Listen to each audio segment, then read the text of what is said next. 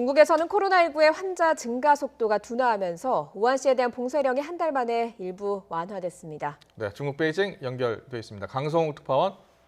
네, 베이징입니다. 우한 지역에 대한 봉쇄가 조금씩 풀렸다고 하는데 어떻게 바뀐 겁니까?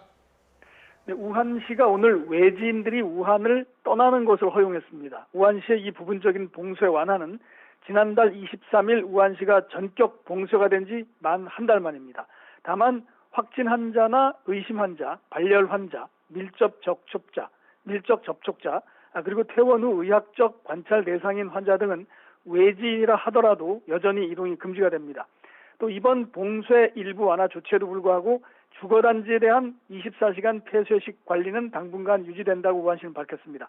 우한시의 이번 조치는 최근 들어서 신규 확진자가 많이 줄었고 또 후베이 이외 지역에서는 추가 확진자가 거의 발생하지 않는 등 상황이 나아지면서 나온 조치입니다.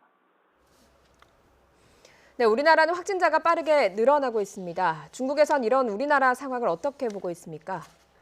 네, 중국 매체들도 우리나라 상황을 관심 있게 지켜보면서 대체로 단호하고 신속하게 조치를 취해야 한다 이런 시각을 보이고 있습니다.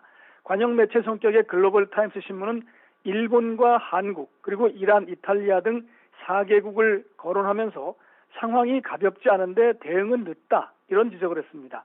특히 한국의 경우 개학을 연기했고 또 이탈리아는 일부 지역을 봉쇄했지만 충분하지 않다는 우려가 있다 이렇게 평가를 했습니다.